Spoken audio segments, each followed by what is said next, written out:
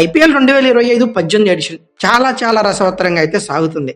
ప్రతి సీజన్లో కూడా అంటే ప్రీవియస్ 17 సీజన్లో కూడా టైటిల్ విన్నర్గా నిలిచిన ఫ్రాంచైజీలన్నీ టేబుల్లో మాత్రం లాస్ట్లో నిలుస్తున్నాయి. అలాగే లాస్ట్లో నిలిచే ఎప్పుడు ఫ్రాంచైజీలు కూడా ఈసారి టాప్కి అయితే వచ్చినాయి. అంటే ఈ సీజన్లో కొత్త విన్నర్ని అయితే మనం చూడబోతున్నాం అని చెప్పుకోవచ్చు. అయితే ఓవరాల్గా ఒక కొసమేరపు అయితే ఈ సీజన్లో ఉంది. ఇంత గెలిచి రచ్చగెలవమంటారు పెద్దలు. కానీ బయట విజయాలు నమోదు చేస్తూ సొంత మైదానాల్లో ఓడిపోవడం ఇప్పుడు ఐపీఎల్ సీజన్లో చూస్తూనే ఉన్నాం. హోమ్ గ్రౌండ్ అడ్వాంటేజ్ అనేది క్రికెట్లో సర్వసాధారణ పదం. సొంత మైదానంలో పిచ్చి పరిస్థితులు అక్కడ వారికి కొట్టిన పిండి అని చెప్పుకోవచ్చు. ఇప్పుడు ఇదే స్టార్ జట్లకు పెను సవాలుగా మారిపోయింది. సొంత మైదానాల్లోనే ఓటమితో డేలా పడాల్సిన పరిస్థితి అయితే నెలకొంది. డిఫెండింగ్ ఛాంపియన్ కోల్కతా నైట్ రైడర్స్కు ఈడెన్ గార్డెన్స్, చెన్నై సూపర్ కింగ్స్కు చపాక్ స్టేడియం, అలాగే సన్ రైజర్స్ హైదరాబాద్కు ఉప్పల మైదానం, అలాగే ముంబై ఇండియన్స్కు వాంకాడే, అలాగే ఆర్సీబీకి చిన్నస్వామి స్టేడియం అచ్చొస్తాయని అందరికీ తెలిసిందే. ఇక్కడ ఈ టీములను బీట్ చేయాలంటే ఎవరికైనా కష్టమే. గత సీజన్ వరకు ఈ టీములు ఆడుతూ పాడుతూ తమ సొంత మైదానాల్లో విజయాలు అయితే నమోదు చేసేవి. ఇప్పుడు ఈ ఎడిషన్లో మాత్రం గెలిస్తే బాగుంటుందని అభిమానులు ఆశగా ఎదురు చూస్తున్నారంటే పరిస్థితి ఎలా ఉందో మీరే అంచనా వేసుకోవచ్చు. అయితే మెయిన్ ఇంపార్టెంట్లీ ఈ సీజన్లో చపాక్ వేదికగా చెన్నై సూపర్ కింగ్స్ 3 మ్యాచ్లు అయితే ఆడేసింది.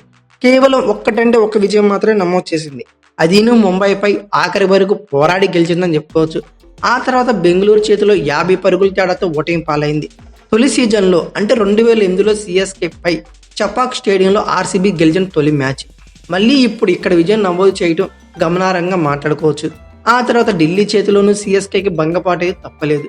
చెన్నై పిచ్చి స్పిన్నర్లకు సహకరిస్తుందనే తెలిసిందే. 3 అంతర్జాతీయ స్పిన్నర్లు ఉన్నా సరే సిఎస్కేని గెలిపించలేకపోవడం గమనార్హంగా మాట్లాడుకోవచ్చు. అందులో నూర్ అహ్మద్ మాత్రమే ప్రభావం చూపించాడు. బ్యాటింగ్లోని విఫలం కావడం ఆ జట్టును ఇబ్బందుల్లోకి అయితే పడేసింది. ఇక ఐపీఎల్ 2025 సీజన్ మొదటి మ్యాచ్ సొంత మైదానం ఈడెన్ గార్డెన్స్లో. అందులోనూ డిఫెండింగ్ ఛాంపియన్ కోల్కతాకు తిరుగులేని రికార్డు ఉంది. ప్రత్యర్థిగా రాయల్ ఛాలెంజర్స్ బెంగళూరుపై పెద్దగా అంచనాలైతే లేవు, కానీ అద్భుతమే జరిగింది. ఆర్సీబీ విజయం సాధించింది. తాజాగా లక్నో సూపర్ జెయింట్స్ చేతిలోనూ కేకేఆర్కి సొంత మైదానంలో భంగబాటు తప్పలేదు. మరోవైపు ముంబై కూడా వాంకాడే స్టేడియంలో విజయం కోసం శ్రమించాల్సిన పరిస్థితి నెలకొంది. సన్ రైజర్స్ పరిస్థితి విభిన్నం.